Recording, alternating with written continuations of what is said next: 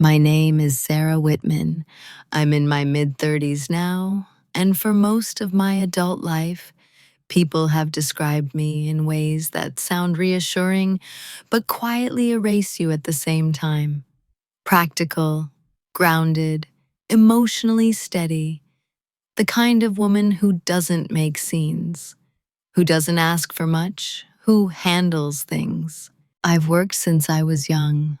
I built routines. I paid attention. I noticed details others skipped over. And because I didn't demand the spotlight, many people assumed I didn't have depth or limits. They thought my calm meant compliance, that my patience meant permanence. I've always been observant rather than loud. I listen longer than most people expect. I don't rush to defend myself. Not because I don't feel things, but because I prefer to understand the full shape of a situation before I decide what it deserves from me. Over time, that way of being caused people to underestimate me. Some mistook my restraint for dependence. Others believed silence meant agreement. This story grew out of that misunderstanding. I'm not telling it to punish anyone. I'm not interested in public blame or dramatic reversals. What I'm sharing is a record of how quiet decisions, made carefully, lawfully, and without spectacle, can completely change the balance of a life. The headline is simple, and it's true. I was pregnant when he asked for a divorce. Years later, he begged to meet his child. But the real story isn't about the request itself. It's about everything surrounding it. The assumptions people make about pregnant women, about who is vulnerable, about who will bend first. It's about how easily others decide what role you'll play and how surprised they are when you don't perform it the way they expected. There's no sudden villain reveal here. No shouting matches, no triumphant monologue. This story unfolds slowly, the way real life does, through overlooked comments, small withdrawals, and moments you only understand fully much later. It's about how being the reasonable one can quietly cost you parts of yourself. Until one day, it doesn't anymore. What changed wasn't anger, it was clarity. I didn't wake up wanting revenge. I woke up wanting the truth, structure, stability, and a future that didn't depend on being tolerated by someone who had already decided I was optional. This is a story about restraint as strength, about silence used intentionally, not fearfully, about preparation that happens out of sight, and about what it feels like when someone who once walked away realizes, too late, that they underestimated the person who stayed quiet. I'm sharing this with honesty, not embellishment, not to prove I was right and not to prove anyone else was wrong, but to show what quiet self-respect can look like when it's finally chosen. So before we go any further, I want to ask you something gently, without pressure. Have you ever been underestimated? Not because you lacked strength, but because you didn't advertise it?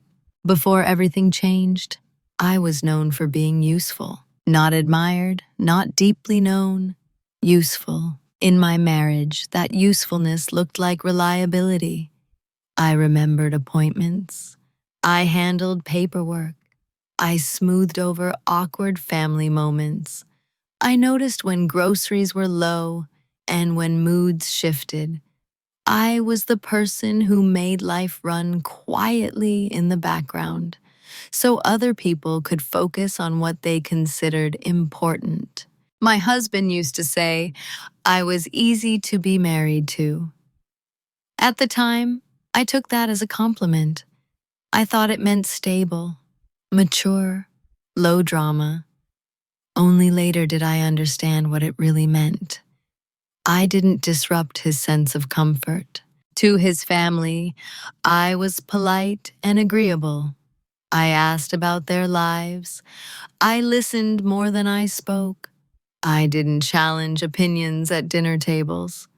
When I was tired, I excused myself instead of making it visible. They described me as sweet and level-headed, which somehow translated into forgettable the moment I left the room. At work, it was similar. I wasn't the loudest voice in meetings, but I was the one people turned to afterward to fix things. If something was missed, I caught it. If a plan fell apart, I stabilized it. My name rarely came up in praise, but it came up constantly in quiet requests. Can you handle this? Can you take care of that? And I did. I told myself that being dependable was its own kind of power, that people would notice eventually, that consistency mattered more than recognition. What I didn't realize was that invisibility can become an identity if you don't interrupt it. In my marriage especially, I became a role rather than a person. I was the calm one, the understanding one, the one who didn't overreact. If something bothered me, I learned to phrase it carefully, to soften it with reassurance so it wouldn't sound like a demand. I learned to pick my moments, and then learned that those moments never quite arrived. When I did speak up, it was usually met with surprise, not anger, something more dismissive than that, as if my discomfort was unexpected background noise. You're reading too much into it. You're just tired. You're usually not like this. Like this meant inconvenient. So I adjusted. Again. Looking back, I don't see a woman who lacked strength. I see a woman who believed strength meant endurance, who believed love was proven by flexibility, who thought being chosen meant staying agreeable enough to remain unchallenging. When I became pregnant, those assumptions deepened. People spoke to me more gently, but they listened to me less. Decisions were made around me for my own good. My concerns were brushed aside with smiles and reassurance. Pregnancy, I learned, is often treated like a personality change rather than a physical condition. I was still competent, still observant, still thinking clearly. But now, I was also fragile in other people's imaginations. My husband began talking about the future in vague terms, career moves, travel, possibilities that didn't include details. When I asked questions, he reassured me without answering them. I noticed the shift, but I didn't name it. Not yet. This wasn't neglect in a dramatic sense. There were no obvious betrayals, no raised voices, just a slow recentering of his life away from me, and an unspoken expectation that I would adjust to wherever it landed. And because I had always adjusted, no one doubted that I would continue to. That's who I was to them. The woman who would understand, the woman who wouldn't push, the woman who would stay calm no matter what was decided for her. I didn't resent that version of myself at the time. I thought she was being loving, mature, reasonable. But there's a quiet danger in being known only for what you can absorb. Because when people believe you exist to make things easier, they rarely ask what something is costing you. The first moment didn't arrive with impact. There was no argument, no sharp sentence that echoed in my head afterward. That's why it stayed with me. Because it would have been so easy to forget if I hadn't felt it land. We were sitting in the kitchen one evening, weeks into my pregnancy. Nothing special. Dishes drying on the rack, the low hum of the refrigerator. He was scrolling on his phone while I talked about an appointment I'd had that afternoon. I mentioned a recommendation the doctor made, something small, something that would affect how we planned the next few months. He didn't look up. He nodded once, distracted, and said, "We'll see." "No, let's talk about it. Don't tell me more. We'll see." The way you respond to a suggestion you don't plan on taking seriously. I paused, waiting for him to ask a follow-up question. He didn't. His thumb kept moving across the screen. It was such a small thing that I almost dismissed it myself. People get tired. People get distracted. I reminded myself not to be sensitive. Pregnancy hormones, I told myself, don't make meaning where there isn't any. But something about it stayed lodged in me. Not the words, but the ease with which my presence had become optional in the conversation. Later that week, I mentioned it to a friend in passing. I didn't frame it as a problem. I laughed a little when I said it, the way women often do when they're testing whether something is allowed to bother them. She shrugged. Men can be like that. He's probably just stressed. That should have been the end of it.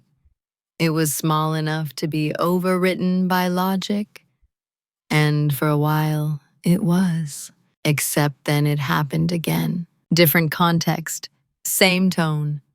I'd bring something up about money, about scheduling, about how I was feeling physically, and the response would land just short of engagement. Not disagreement, not dismissal, something more subtle. A kind of conversational step back. He stopped asking me what I thought before making plans. He started informing me instead. Always calmly, always with reassurance layered on top, as if that softened the fact that decisions were already in motion. "Don't worry, I've got it handled. It'll be fine. Trust me. You don't need to think about that right now." Each sentence sounded caring on the surface. Taken together, they formed a pattern. What struck me wasn't that he disagreed with me. It was that my input was becoming unnecessary, like a courtesy rather than a contribution. I didn't confront him, not because I was afraid, but because I wasn't sure how to explain what felt wrong. There was no single offense to point to. Just a growing sense that the space I occupied in his inner life was shrinking. When I tried to articulate it to myself, the words felt dramatic. "He's not listening to me" sounded childish. "I feel that I'm being sidelined" felt exaggerated. So I did what I'd always done. I adapted. I spoke less. I streamlined what I said. I offered conclusions instead of thoughts, hoping efficiency would invite engagement. When that didn't work, I told myself it wasn't personal, that this was a stressful time. Those relationships ebb and flow. But I noticed something important during that period. I was doing all the translating. I translated my needs into softer language. I translated his distance into external stressors. I translated my discomfort into patience. And he didn't have to translate anything at all. The first small cut isn't painful because of what it takes from you in the moment.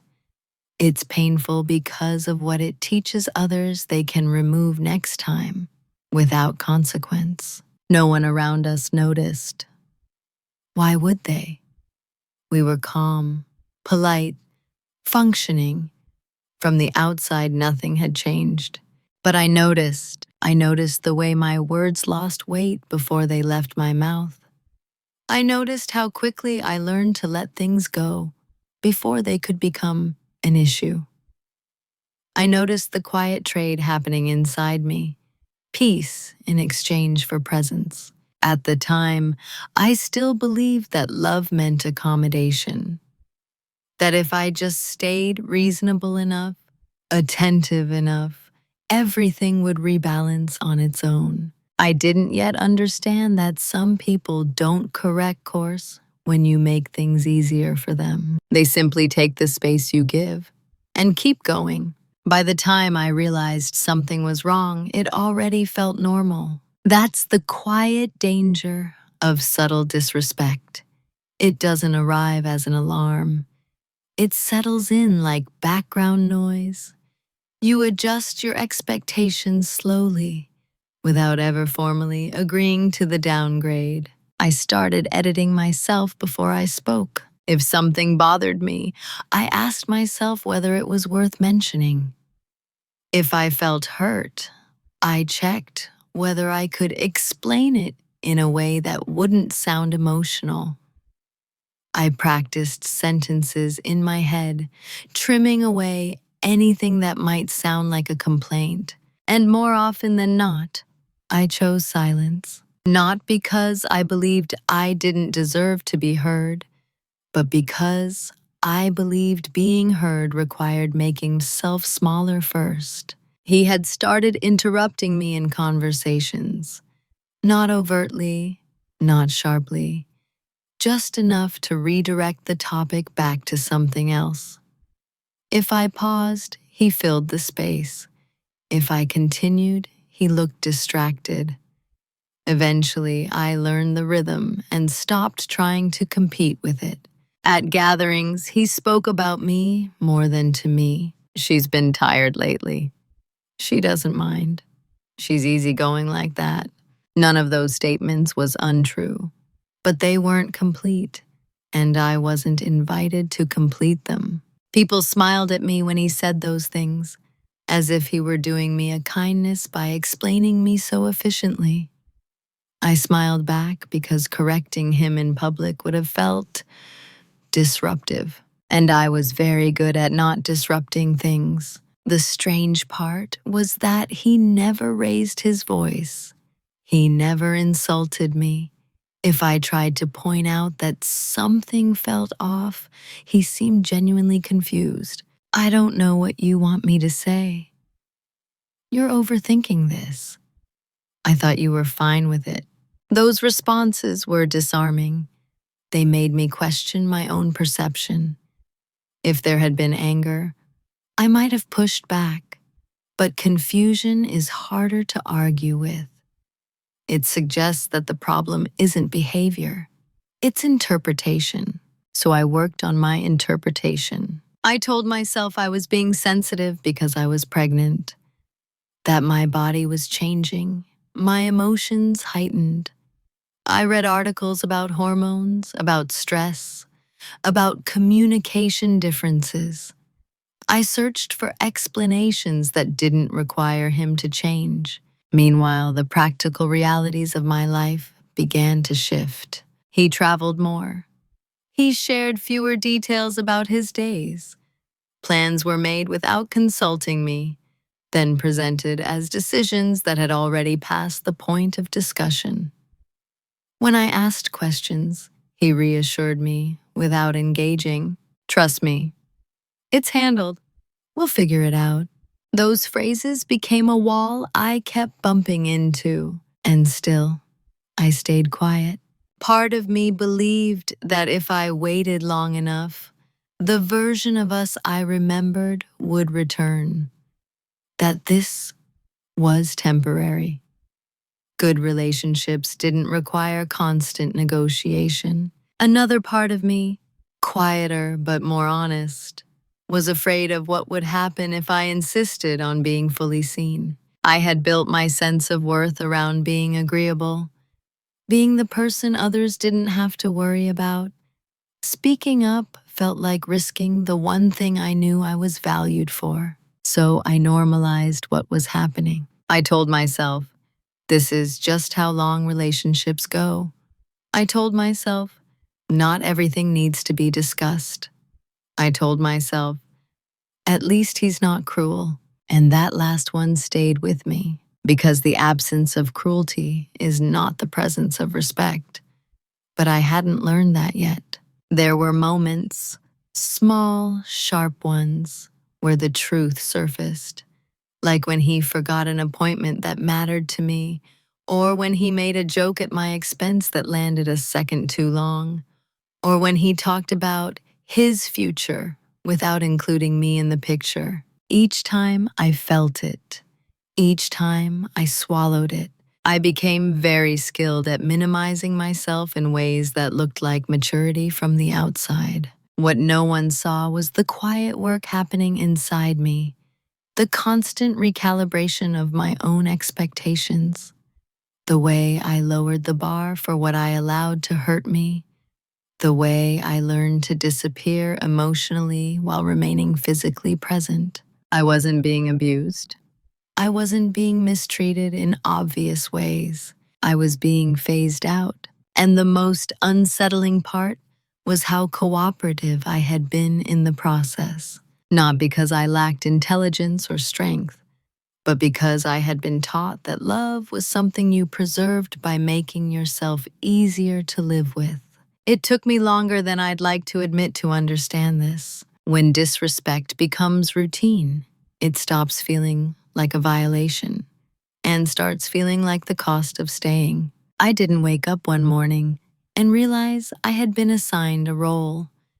It became clear slowly, through repetition, through what was expected of me, and more importantly, what was not. I was expected to be flexible. I was expected to be understanding. I was expected to adapt without needing explanations. What I was not expected to do was resist. The role I occupied was subtle but rigid. I was the stabilizer, the emotional infrastructure, the person who absorbed uncertainty so others wouldn't have to sit with it. If something felt uncomfortable, it was assumed I would manage my feelings privately and return composed. No one said this out loud. They didn't have to. The expectations were enforced through surprise whenever I stepped outside them. If I questioned a plan, the room shifted. If I expressed doubt, it was met with reassurance rather than curiosity, as if my role wasn't to contribute insight, but to be soothed back into compliance. And I played that role well. In my marriage, this looked like being the one who didn't mind. I didn't mind rearranging my schedule. I didn't mind last-minute changes. I didn't mind postponing my needs. Over time, not minding became synonymous with not mattering. I noticed how my husband spoke to others about me. I was described in terms of what I provided, not who I was. She keeps everything running. She's really low maintenance. She doesn't need much. Each sentence reduced me slightly more. The irony was that I did need things. I needed consideration. I needed to feel included in decisions that shaped my life. I needed to be asked, not informed. But I had learned that voicing those needs disrupted the image people had of me. And disruption came with consequences. Subtle ones, but real. Tension, withdrawal, confusion, being labeled emotional or difficult. So I stayed within the boundaries of the role. Pregnancy intensified this dynamic. Suddenly, there was an unspoken narrative around me. She's vulnerable. She's overwhelmed. She shouldn't have to think about heavy things. Decisions were made on my behalf, framed as kindness. When I tried to engage, I was gently redirected. Just focus on resting. We'll handle the rest. You don't need the stress. It sounded caring, but it also stripped me of agency. I was still working, still managing logistics, still mentally sharp, but the perception of me had shifted from partner to liability, someone to be protected rather than consulted. And protection, I learned, can be another form of control when it excludes your voice. I remember a moment when it became unmistakably clear. We were discussing a move where we might live in the coming year. He spoke confidently about options he'd already researched, places he liked, timelines he'd imagined. I asked where I fit into that picture. He looked genuinely surprised by the question. "I just assumed you'd be okay with whatever made sense," he said. That sentence crystallized everything. I assumed you'd be okay. I wanted to check with you. Not, "What do you think?" Just an assumption built on years of my experience. In that moment, I saw the role fully formed. I wasn't a collaborator. I was a constant, a given, something reliable enough not to require consideration. And once you're seen as a given, people stop noticing what it takes to remain one. I didn't argue. I didn't accuse him of anything. I nodded, like I always did. I told him we could talk about it later, but something shifted internally. For the first time, I understood that this wasn't about miscommunication. It was about categorization. I had been placed in a mental box labeled "will adjust," and as long as I stayed there, nothing would change. That realization wasn't painful in the way betrayals are painful. It was colder than that, clearer, because once you see the role others have assigned you, you're faced with a choice. Continue performing it, or step out of it and accept the consequences. At the time, I didn't know which path I would take. I only knew that I could no longer pretend the role didn't exist. The day something shifted wasn't dramatic. There was no argument, no raised voice, no sentence that demanded to be remembered.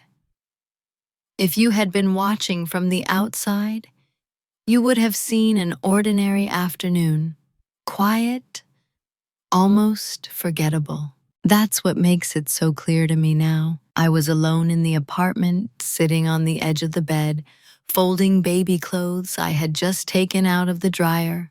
Small things, soft fabric, the kind of task that invites your mind to wander.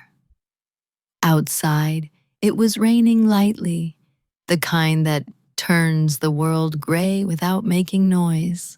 I remember pausing with one small shirt in my hands and feeling an unexpected stillness settle in me. Not sadness, not fear, clarity. I thought about the way my life had been narrowing without my consent, the way decisions had begun happening around me instead of with me. The way my silence had been interpreted was not as patience, but as permission. And for the first time, I didn't try to justify it. I didn't reach for explanations about stress, timing, or personality differences. I didn't soften the truth to make it more bearable. I let myself see the pattern exactly as it was. I was pregnant and being treated as if my agency had expired. In that quiet room, holding something meant for a child who didn't yet exist in the world, I realized something simple and unsettling. If I continued this way, I would teach my child the same role I had accepted, not through words, but through example. I imagined a future where my child watched me absorb dismissal with grace, where they learned that love meant adjusting yourself until you fit the space someone else allowed you, where they saw a woman who was reliable, calm, and increasingly absent from her own life. That image landed harder than anything he had ever said to me. Still, I didn't feel anger toward him. I felt responsibility toward myself. and responsibility toward the person I was becoming a model for. The shift wasn't a decision yet. It was a reorientation, a moment where my internal alignment changed direction. I stopped asking, how do I keep this stable? And started asking, what am I consenting to by staying quiet?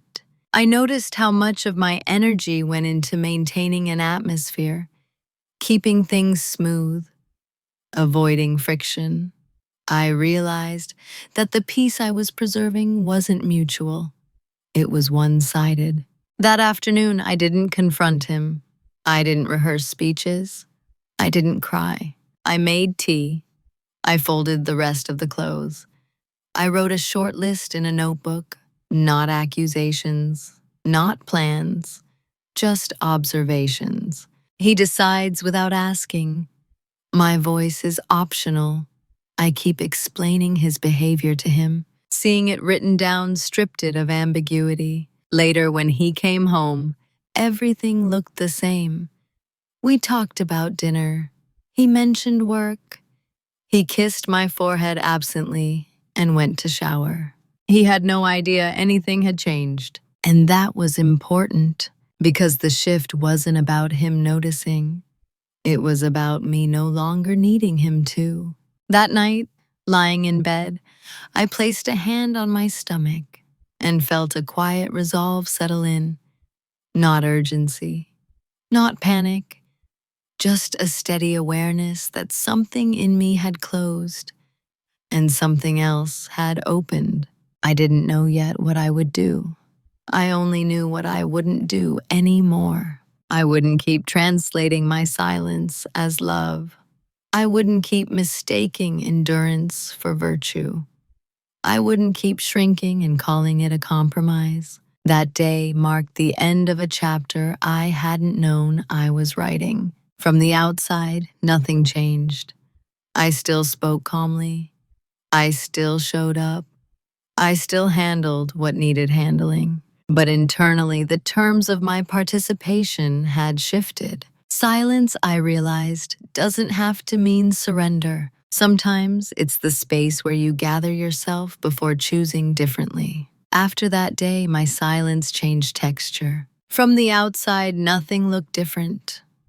I still spoke gently. I still listened. I still nodded when plans were explained to me instead of being discussed. If anything, I seemed calmer, less reactive, less emotional.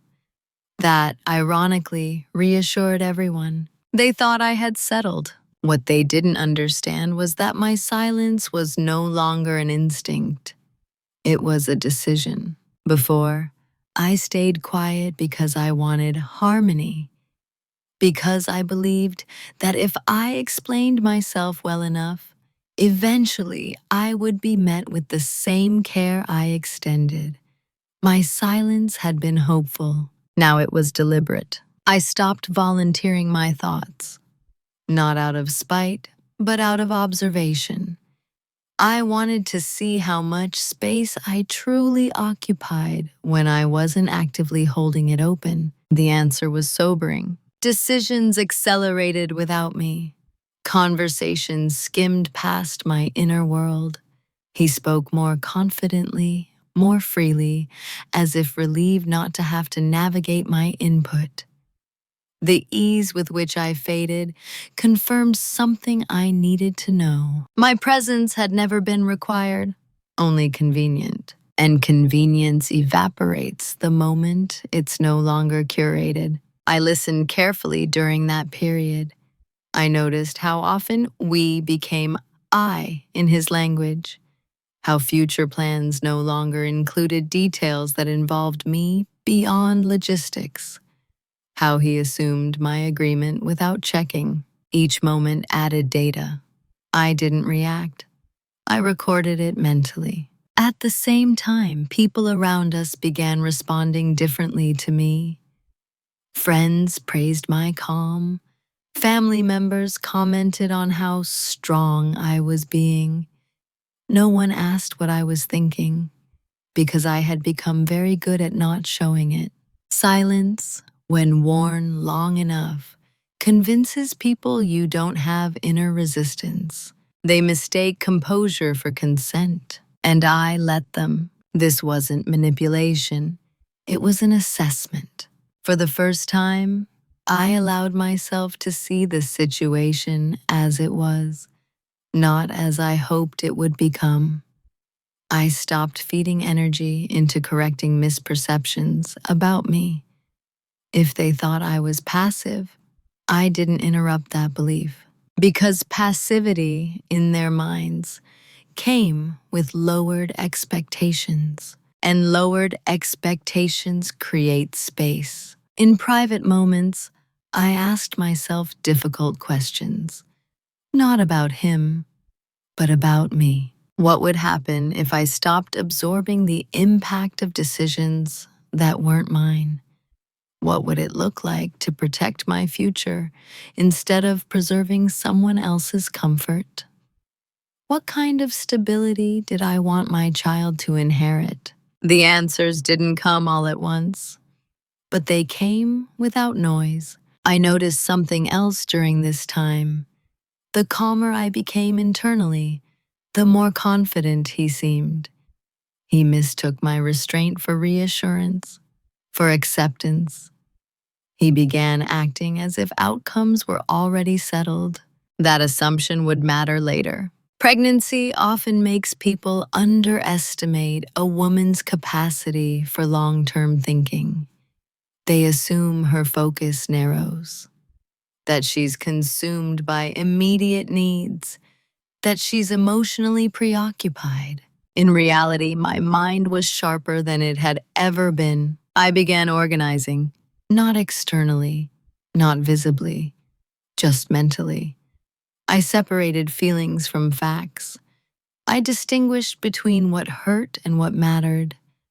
I stopped asking whether something was fair and started asking whether it was sustainable. No one noticed the shift because I didn't announce it. And that was the point. Silence can be many things. It can be fear. It can be exhaustion. It can be resignation. But silence chosen consciously is something else entirely. It's a pause that belongs to you. During that pause, I wasn't waiting for him to change. I wasn't hoping for an apology. I wasn't rehearsing confrontations. I was watching, learning, preparing, without yet knowing for what. From the outside, I looked like the same woman I had always been. Calm, reasonable, unthreatening. Inside, I was no longer negotiating my worth. And that quiet shift, unseen, uncelebrated, was the most consequential change of all. What they never noticed was how much I paid attention when no one thought I was paying attention anymore. Because once people believe you're passive, they stop managing what you see. They speak more freely. They explain less. They assume you won't connect dots that were never meant to form a picture. And I did nothing to correct that assumption. I listened to the way he talked about money, casually, confidently, as if it were a resource that belonged to him alone. I noticed which accounts he referenced and which ones he never mentioned. I paid attention to the language he used when he talked about responsibility, what he claimed as his, and what he quietly shifted elsewhere. I didn't interrogate him. I didn't demand transparency. I asked neutral questions when it made sense, and accepted vague answers when they were offered, not because I was satisfied, but because clarity doesn't always come from confrontation. Sometimes it comes from pattern recognition. I began keeping track of things, not obsessively, not emotionally, just accurately. Dates, conversations, decisions that were presented as mutual but hadn't been discussed. Commitments that were implied rather than agreed upon. It wasn't paranoia, it was record keeping. I'd always been good with details. Before, I used that skill to support others.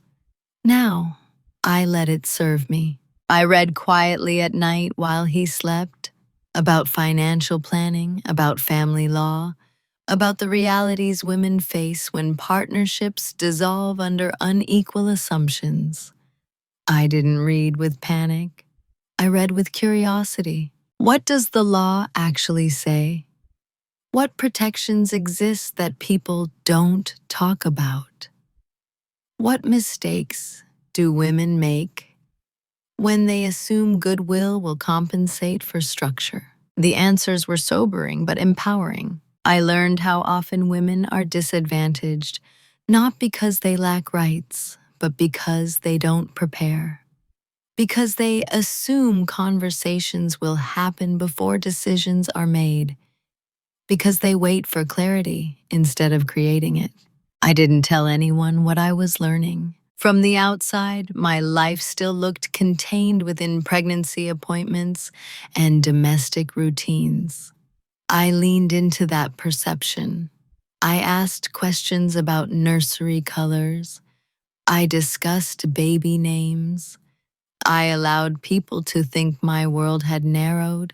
It hadn't. It had sharpened. I started organizing documents, not because I expected anything to happen, but because disorganization creates dependence. I made copies of things. I kept track of timelines.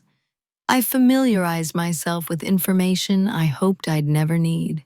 There was no sense of drama in it, no fear-driven urgency, just quiet competence. At the same time, I worked on something less visible, but equally important: detachment. I stopped needing his approval to validate my feelings. I stopped explaining myself when my perspective wasn't invited. I conserved energy.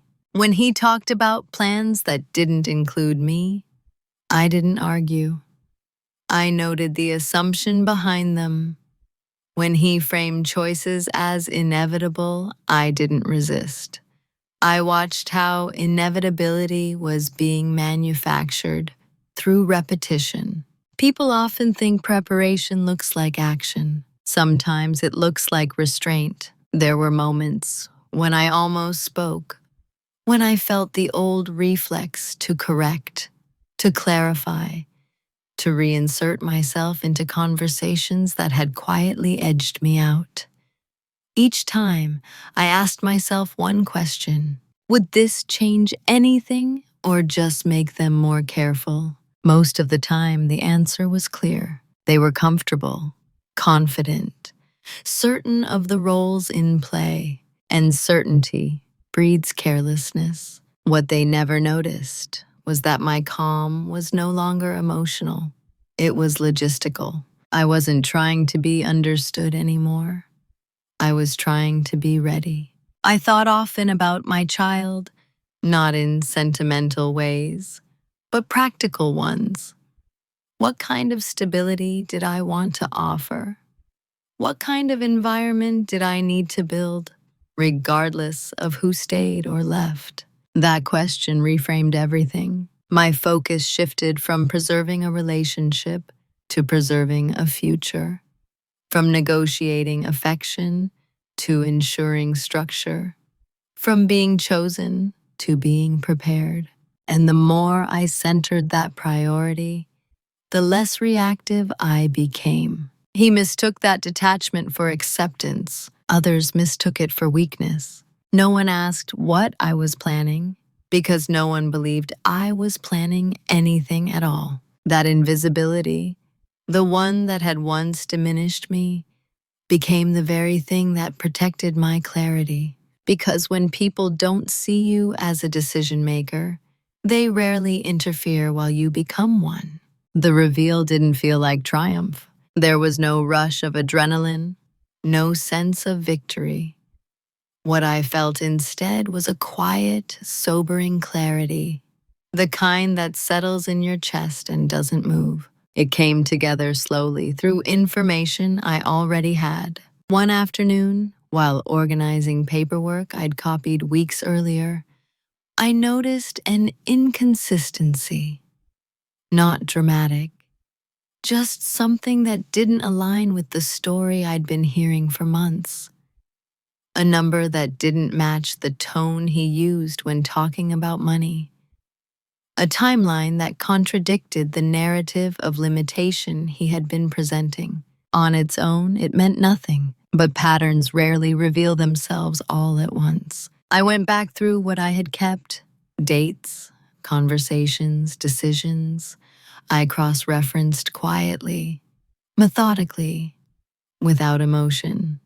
And the picture that formed wasn't scandalous. It was structural. He had been positioning himself as more constrained than he was.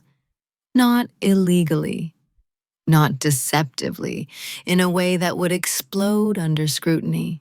Just selectively transparent, enough to shape my expectations, enough to influence decisions, enough to frame future outcomes as unavoidable. I sat with that realization longer than I expected. Not because I felt betrayed, but because I understood the implications.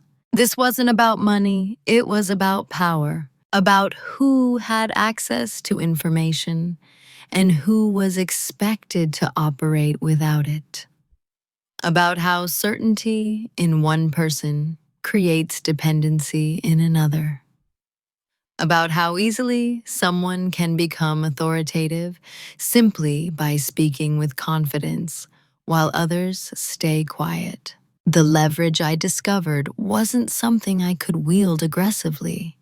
It wasn't a weapon. It was awareness. I now understood the full terrain I was standing on: the legal, financial, and emotional realities that would shape whatever came next. I knew what assumptions were being made on my behalf. I knew which narratives were incomplete. And most importantly, I knew I didn't need to reveal what I knew. That knowledge alone shifted the balance. I didn't confront him. I didn't hint that I was aware. I didn't change my behavior. In fact, I became even calmer, even more accommodating on the surface. Because clarity doesn't demand expression, it demands alignment. I thought about what I wanted, not in abstract terms, but concretely. Stability, autonomy, a future where my child would never have to negotiate for consideration. I also thought about what I didn't want: chaos, conflict, spectacle. The leverage I held allowed me to avoid all three. That afternoon, I closed the folder, put it away, and made dinner. I ate quietly. I listened. I nodded. Everything continued as usual. But internally, something had finalized. I was no longer guessing. I was no longer hoping for mutual understanding. I was no longer waiting for fairness to be offered. I had moved into a different phase, one where decisions would be made based on reality, not reassurance. The most unsettling part of that realization was how calm it made me. I slept better that night than I had in months, not because I felt safe in the relationship, but because I felt safe in myself. From that point on, every interaction carried a new weight, not emotional weight, contextual weight. I heard what was said alongside what wasn't. I understood how conversations were being shaped, how timelines were being stretched or compressed, depending on convenience. And I let it happen, because clarity doesn't rush. It waits for the right moment to become action. The leverage I discovered wasn't something that guaranteed a specific outcome. It didn't ensure I would win anything. What it ensured was that I would no longer be unprepared. And preparation, I learned, is the quietest form of dominance there is. Knowing something and acting on it are two very different experiences. For a while after the private reveal, I lived in that space between awareness and decision. I didn't rush myself out of it. I let the options exist side by side without judgment. I could confront him, lay everything out, demand transparency, force a reckoning. I could stay quiet and continue as things were, using what I knew as a private safeguard while hoping the structure held long enough to feel stable. Or I could choose a path that didn't depend on his cooperation at all. Each option had consequences. Each required something different from me. Confrontation promised clarity, but at a cost. It would alert him to my awareness, shift his behavior, and introduce volatility at a time when I needed steadiness. It would turn something internal into a negotiation, and I had learned how negotiations tend to go when one person controls the narrative. Staying quiet indefinitely promised peace, but only the illusion of it. It required continued self-erasure. It meant betting my future on a structure I already knew was uneven. The third option was the hardest to name. It required accepting that some relationships don't transform. They conclude, not dramatically, not angrily, just structurally. Choosing that path didn't mean I had stopped caring.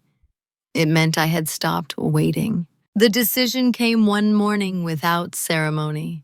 I was sitting in the car after a routine appointment, hands resting on the steering wheel, feeling the familiar, gentle movement inside me.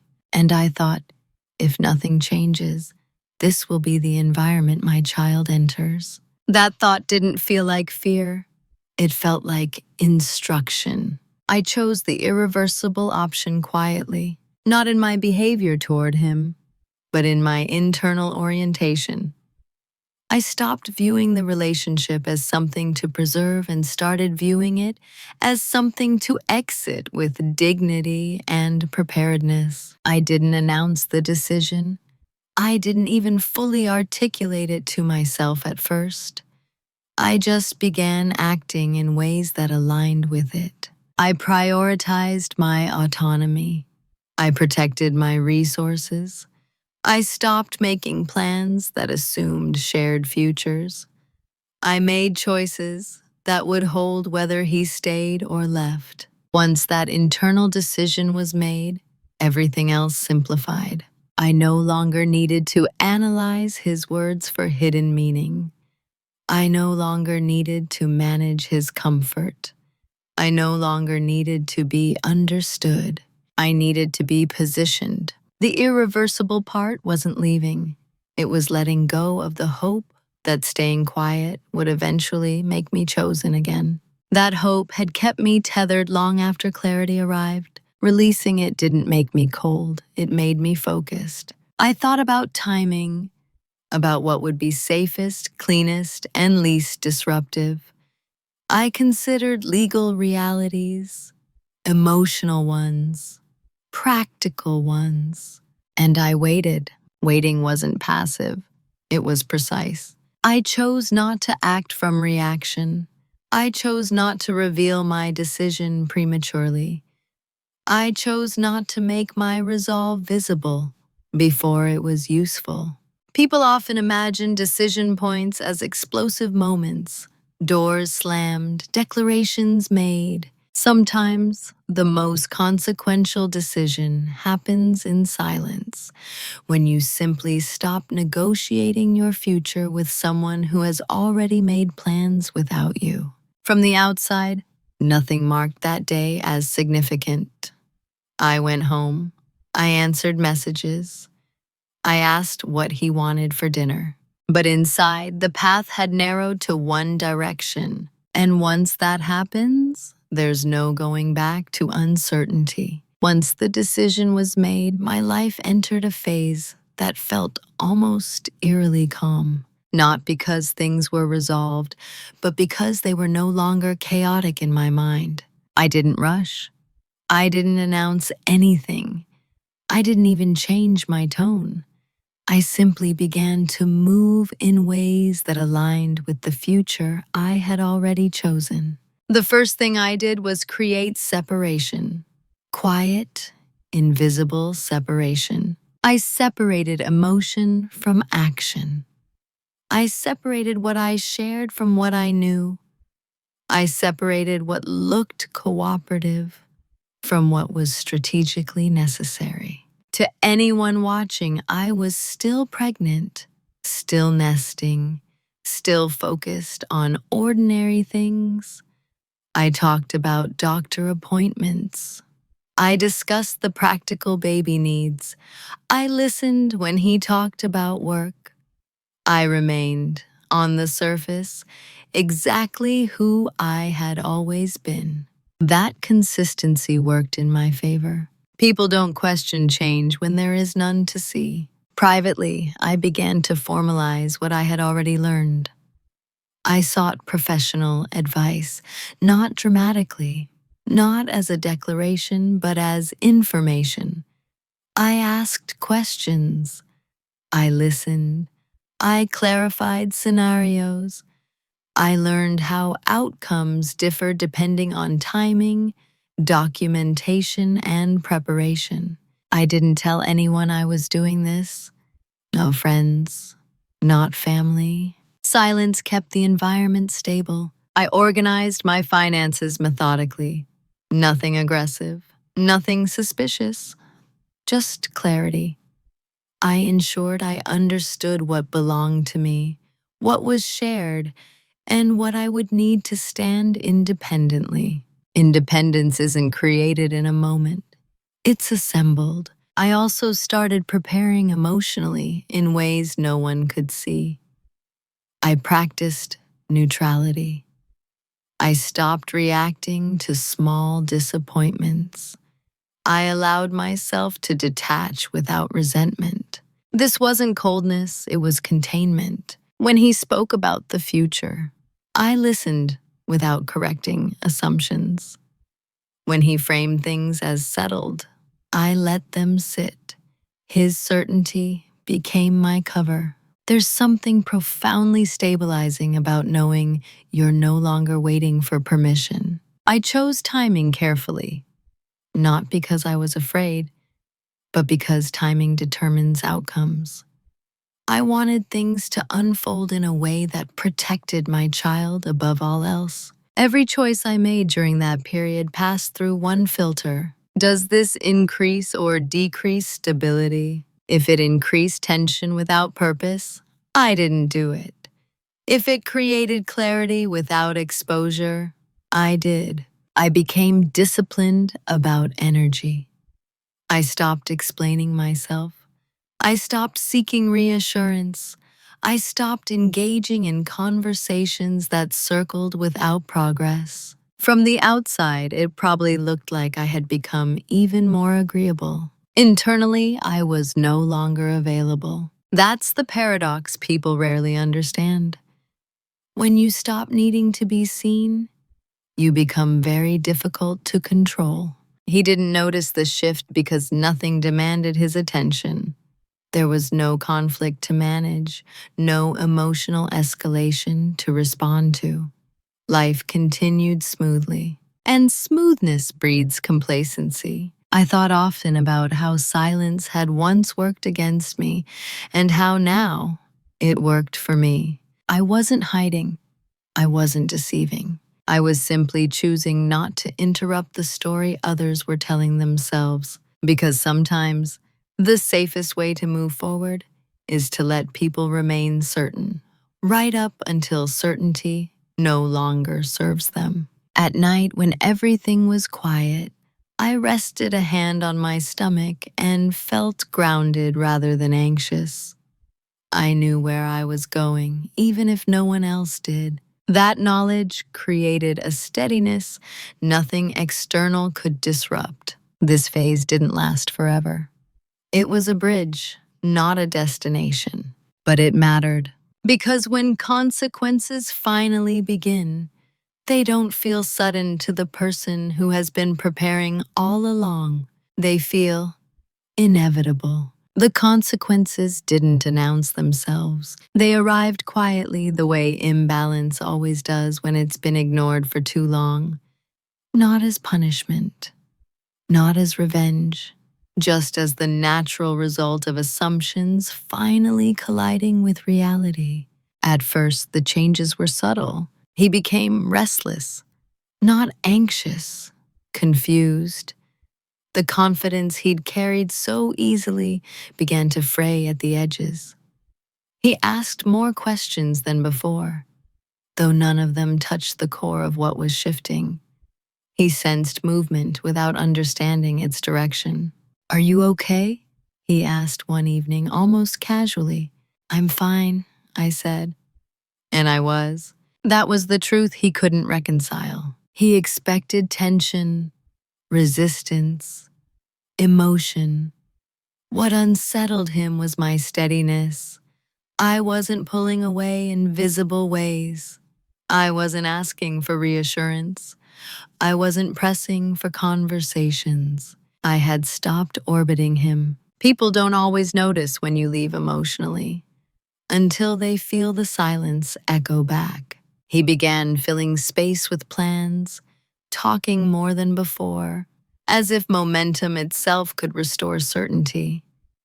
He spoke about logistics, schedules, and ideas for after the baby. He assumed continuity. I let him, because assumption is not agreement. The first real consequence surfaced in an ordinary moment. A decision he expected to move forward smoothly stalled, not because I objected, but because my quiet compliance was no longer available to absorb the friction. He encountered resistance elsewhere. Processes slowed, options narrowed. For the first time, his plans required cooperation that wasn't guaranteed, and he didn't understand why. That confusion spread. Family members began checking in more often, not with concern, but curiosity. They sensed a shift in tone, in momentum. Things weren't breaking, but they weren't progressing the way they expected. I was still polite, still composed, still present, but I was no longer cushioning outcomes. When people asked how I was feeling, I answered simply. When they hinted at expectations, I acknowledged without committing. When they assumed alignment, I didn't correct them, and I didn't confirm it either. That neutrality unsettled them more than resistance would have, because resistance can be negotiated. Neutrality cannot. The most noticeable consequence was the loss of certainty. He had built his sense of control on predictability, on knowing how I would respond, how far he could go without pushback, how easily situations would stabilize around him. Now that predictability was gone, not replaced with chaos, replaced with absence. He began revisiting conversations, rephrasing questions, circling back to topics that had already passed. He searched for reassurance in small ways, tone, habit, routine, and I didn't provide it. Not because I wanted him to suffer, but because reassurance would have been dishonest. There's a moment when someone realizes they've been leaning on something that is no longer bearing weight. That realization is disorienting, even frightening. I watched it happen slowly. What surprised me was how little satisfaction I felt. There was no pleasure in watching him struggle to regain his footing. No sense of triumph, just a quiet confirmation that my earlier understanding had been correct. When people rely on your silence to maintain their balance, your withdrawal feels like a loss, even if nothing tangible has been taken from them. From the outside, it might have looked like nothing was happening. We were still together, still functioning, still speaking civilly. But the emotional infrastructure had shifted. I was no longer the stabilizer, and without that stabilizing force, Cracks began to appear, not because I caused them, but because they had always been there. The consequences weren't explosive, they were cumulative.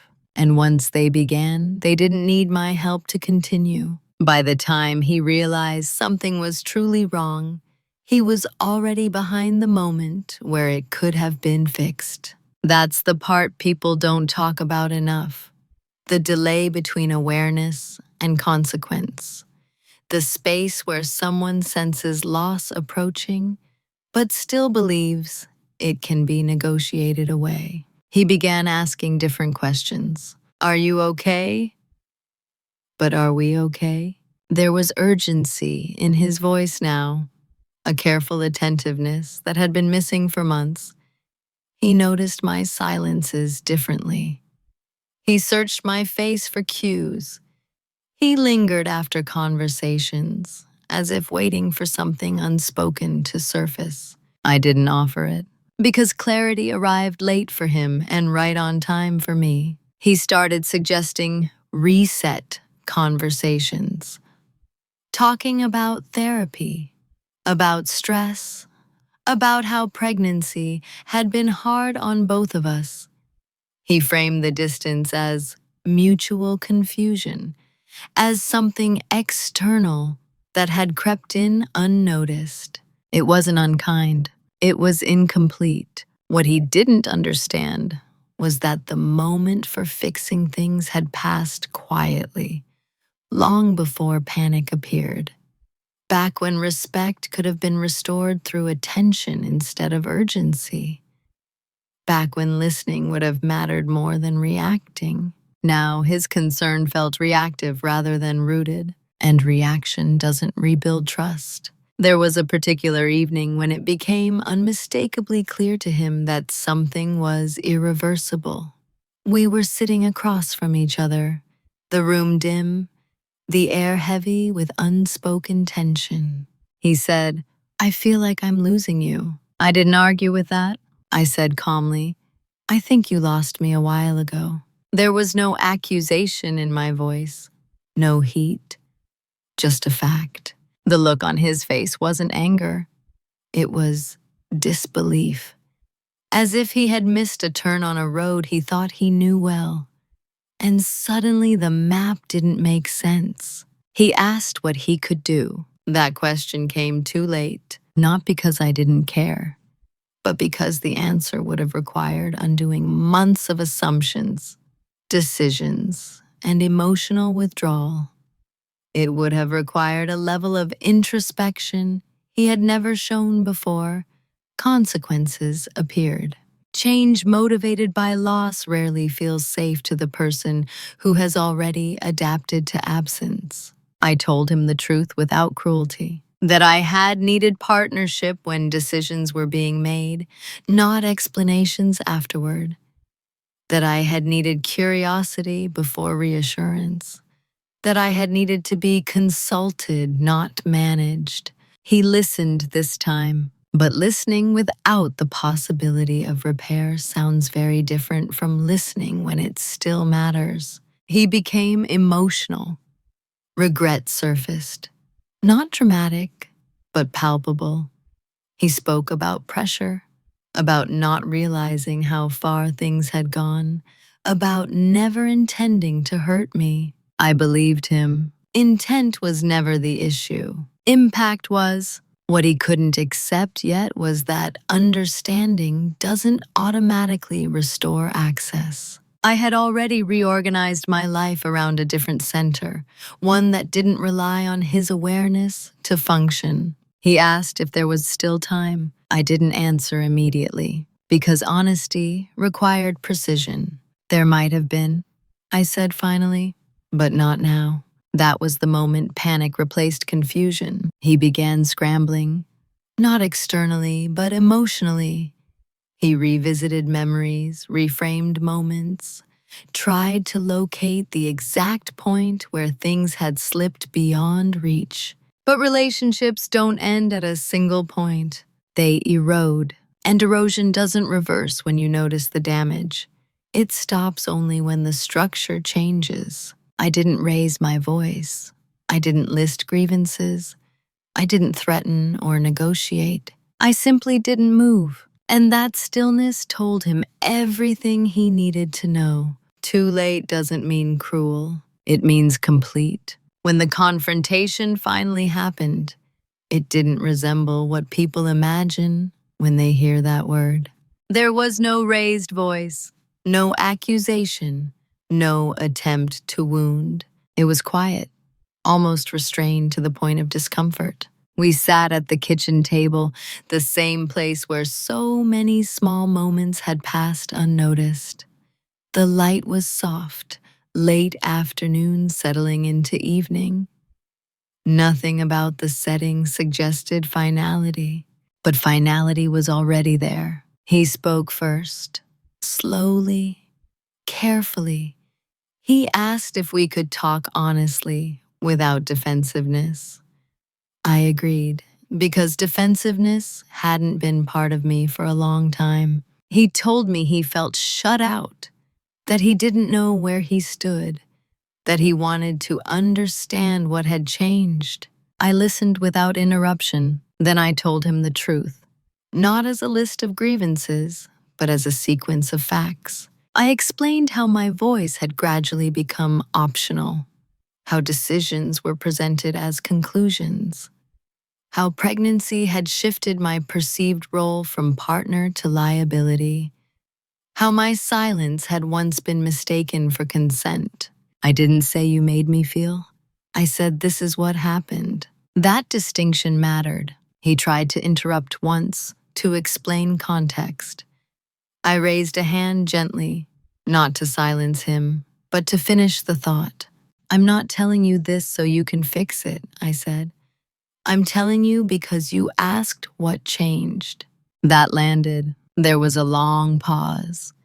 He stared at the table, processing.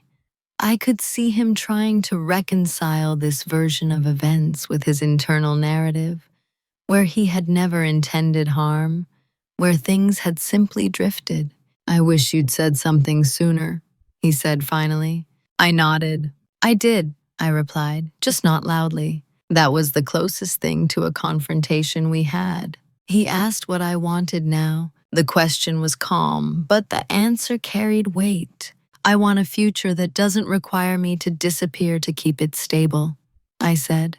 He absorbed that quietly. There were no threats, no ultimatums, no dramatic declarations, just an acknowledgement that the structure we were sitting inside no longer worked and couldn't be rebuilt with the same materials. We talked about logistics, about timing, about how to handle what came next with as little disruption as possible. The conversation was practical, almost clinical. Emotion surfaced, but it didn't lead. That surprised him. I think he expected anger or sadness or some visible proof of pain he could respond to. What unsettled him was my composure, not coldness, clarity. At one point he said, I didn't think you'd ever leave. I met his eyes. I didn't either, I said, until I realized staying meant leaving myself. There was nothing left to argue after that. We didn't reach perfect agreement. We didn't suddenly understand each other completely. But we did reach an ending that didn't require spectacle. When the conversation ended, there was no dramatic exit. We stood up. We moved through the space like people who had already accepted the outcome. Later alone, I felt the weight of it, not as regret, but as gravity. The seriousness of having chosen myself without cruelty. Confrontation doesn't have to be loud to be definitive. Sometimes the absence of heat is what makes the truth impossible to ignore. Who I am now isn't the opposite of who I was then. That's important to say. I didn't become harder. I didn't become colder. I didn't trade kindness for distance or empathy for indifference. What changed wasn't my nature. It was my center. I'm no longer organized around being acceptable. For a long time, my identity was built on how well I could accommodate others, how smoothly I could adapt, how little disruption I caused. I believed that was maturity, that was love, that was a strength. Now I understand that strength also includes boundaries that don't need defending. After the separation, life didn't suddenly become easier. It became clearer. There were adjustments, new routines, quiet evenings where I felt the absence of what I had once tried so hard to preserve. There were moments of grief, not for the relationship itself, but for the version of me who believed endurance was the same as devotion. But there was no bitterness. Bitterness requires resentment, and resentment requires a sense of being wronged without agency. I no longer felt that. I had chosen. I became a mother shortly after, and that role anchored me in ways nothing else ever had, not because it consumed me, but because it clarified my priorities with absolute precision. Every decision now passes through a different filter. Does this require me to disappear? If the answer is yes, I don't do it. I'm calmer than I used to be, but not quieter in the same way. When I speak now, I don't soften my needs to make them easier to accept. I state them once, clearly, and let them stand. Some people find that unsettling. Others find it grounding. I no longer explain myself to earn understanding. I trust that the right people don't require translation. Looking back, I don't regret the years I spent being underestimated. They taught me discernment. They showed me the difference between attention and respect, between being needed and being valued. I still notice details. I still listen deeply. I still move through the world with care. But I no longer give access by default. What surprises people most is how little anger I carry. They expect stories like mine to end in bitterness or triumph, in blame or victory. This one ends in ownership. I know who I am now because I've seen who I become when I'm not centered in myself. I recognize the signs. I trust my internal signals. I don't wait for permission to matter. And when I think about him now, years later, I don't feel resentment. I feel distance, not emotional distance, but clarity about where responsibility begins and ends. I understand his limitations without excusing their impact. I wish him well without reopening doors that were closed for a reason. The woman I am now doesn't need to be underestimated to feel safe. She doesn't need to prove anything. She doesn't need to disappear to keep the peace. She builds peace by being fully present in her own life. Quiet dominance, I've learned, isn't about control. It's about alignment. Years later, when he reached out asking to meet his child, the moment didn't arrive with shock. It arrived with recognition. By then, my life was structured, stable, calm in ways that didn't require effort to maintain. I had built something quiet and durable, not out of defiance, but out of intention. His message wasn't dramatic. It wasn't manipulative. It was careful, respectful, almost hesitant. He said he'd been thinking for a long time, that he understood more now than he had back then, that he regretted how things ended, not because of conflict, but because of absence. He asked if he could meet the child he'd once walked away from. I didn't answer immediately, not because I wanted to make him wait, but because decisions like that deserve space, not reaction. I thought about everything that had led to this moment. about the silence that had once protected others at my expense, about clarity that arrived without noise, about choices made quietly with no audience. And I thought about my child. What mattered most wasn't what he wanted or what I felt. It was what would be stable, ethical, and true. I agreed to meet, not as a reconciliation, not as a second chance, but as a conversation framed by boundaries, clear ones, calm ones. Because dominance doesn't mean denial, it means discernment. I didn't rewrite history for him. I didn't punish him with distance or reward him with access. I treated the moment as what it was, a consequence of choices meeting reality, and I held my ground. What this story taught me, and what I hope it offers you, is this. Being quiet does not mean being weak. Being patient does not mean being endless. And being loving does not require self-erasure. People will treat you according to the roles you accept and the roles you quietly exit. You don't need dramatic exits to reclaim yourself. You don't need public validation. You don't need revenge disguised as justice. Sometimes the most powerful thing you can do is stop explaining and start aligning your life with what you know is right. If you've been underestimated, it doesn't mean you've failed. It might mean you've been preparing. And preparation, when guided by clarity and ethics, outlasts any moment of regret. Thank you for listening to this story, for holding space for something quiet, layered, and real.